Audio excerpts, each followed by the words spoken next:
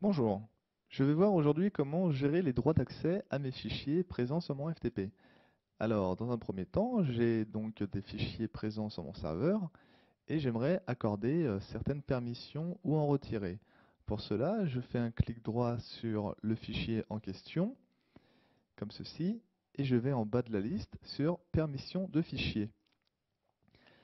Un tableau s'affiche, une petite fenêtre s'affiche avec différents états de permission. Nous avons la permission d'une part du propriétaire, c'est-à-dire nous, l'utilisateur principal, la permission de groupe, si dans le cas où vous utilisez le même serveur FTP avec des amis ou de la famille, donc si vous êtes plusieurs utilisateurs, et enfin la permission publique, donc concernant les visiteurs. Alors pour chacun d'eux, j'ai le choix entre autoriser donc la lecture des fichiers, l'écriture, c'est-à-dire la modification, ou l'exécution.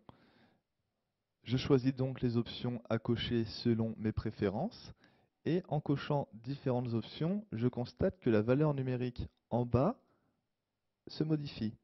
Alors cette valeur numérique correspond en fait à votre réglage. Voilà, par exemple, cette configuration-là correspond à la valeur 756.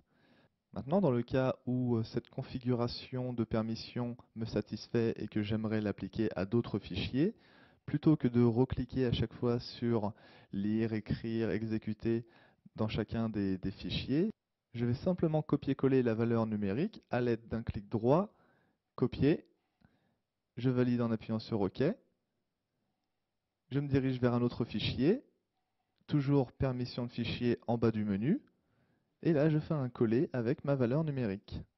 Voilà. Et donc ma configuration est bien la même que mon précédent fichier. Je valide en appuyant sur OK. Donc là, nous avons vu la modification fichier par fichier, mais il est tout à fait possible de modifier carrément un dossier.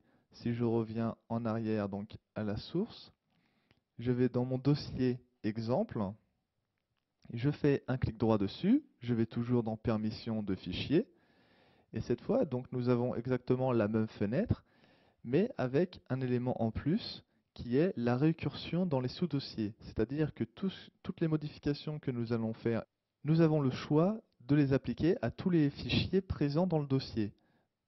Alors afin de le faire, je coche la case et je fais appliquer à tous les fichiers et dossiers ou uniquement aux fichiers ou uniquement aux dossiers donc présents dans notre dossier en question.